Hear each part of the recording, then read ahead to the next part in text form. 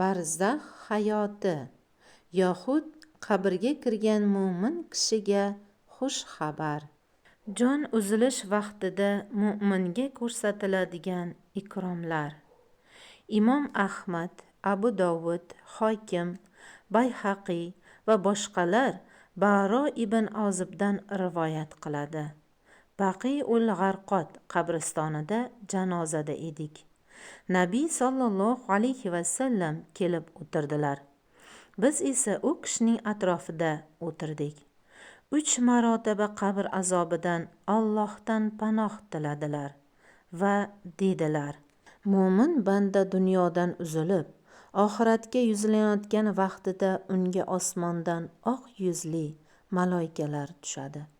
Yuzlari quyosh kabi bo'lgan farishtalarda jannat kafanlaridan bir kafan va jannat atirlari bo'ladi. Ular ko'rish mumkin bo'lgan joyga o'tiradi.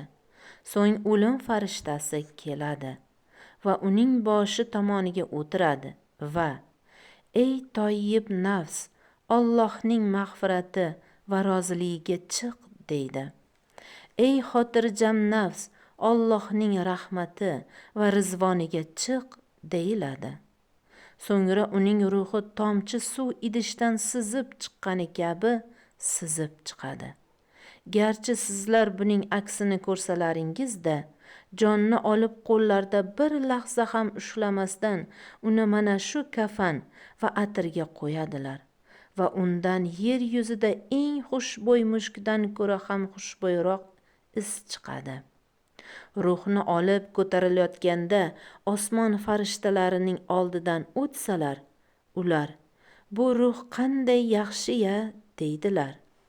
Ular: Bu falonchining o'g'li falonchi, deb uning dunyodagi chiroyli ismini aytishadi. Farishtalar bu ruhni 7-osmongacha ko'tarib borishadi. Har bir osmondagi muqarrar farishtalar ularni so'nggi osmongacha kuzatib qo'yadilar. Keyin Alloh taolo aytadi: Bandamning kitobini illiyunga yozinglar va uni yerga qaytaringlar, chunki men ularni yerdan yaratdim va unga qaytaraman va undan yana 2 marotaba chiqaraman. Uning ruhi jasadiga qaytariladi. 2 farishta kelib jasadni o'tqizib, unga: Robbing kim? deyiladi. Robbim Alloh deydi. Dining nima? deyilganida, dinim islom deydi. Ular: Sizlarga yuborilgan bu kishi kim? deb so'rashadi. U Allohning rasuli deydi. Buni senga kim o'rgatdi? deyiladi. U: Allohning kitobini o'qidim, unga iymon keltirdim va tasdiqladim deydi. Shunda bir nido keladi: Bandam rost gapirdi, unga jannatdan o'rin solinglar va jannat liboslarini kiygizinglar hamda jannatdan bir eshik ochinglar. Unga jannat shamoli va xushbo'y hidi kelib turadi va qabri ko'zi ko'radigan joygacha kengaytiriladi. Keyin unga chiroyli libosli, xushbo'y hidli kishi kelib: Senga muyassar qilingan narsaga xursand bo'l. Bu senga va'da qilingan kun, deydi. Mayyit unga: Sen kimsan? Yuzingdan yaxshilik nishoni berib turibdi, deydi. U: Men sening solih amallaringman, deydi. Shunda u: Ey Robbim, qiyomatni qoyim qilgin, men ahlimga va molimga qaytaman, deydi. Ibn Abu Dunyo rivoyat qiladi. Mo'min kishining ajali yetganda va Alloh unga tayyorlab qo'ygan narsani ko'rganida jon chiqarishga xohishi qattiqligidan nafasi bo'g'ilib qoladi. Mana shu holatda u Allohga yo'liqishni yaxshi ko'radi. Alloh ham unga yo'liqishni yaxshi ko'radi. Agar kofirga ajali yetsa va o'zini tayyorlab qo'yilgan narsasini ko'rsa, jon chiqishini yomon ko'radi. Uning nafasi ichiga yutadi. Shu o'rinda Allohga yo'liqishni yomon ko'radi va Alloh ham unga yo'liqishni yomon ko'radi. Tabaroniy, Abu Naim va Ibn Munbahlar Ja'far ibn Muhammaddan, uning otasi Ibn Hazrajiydan, Ibn Hazrajiy otasidan rivoyat qiladi. Men Rasululloh sollallohu alayhi vasallamdan eshitganman.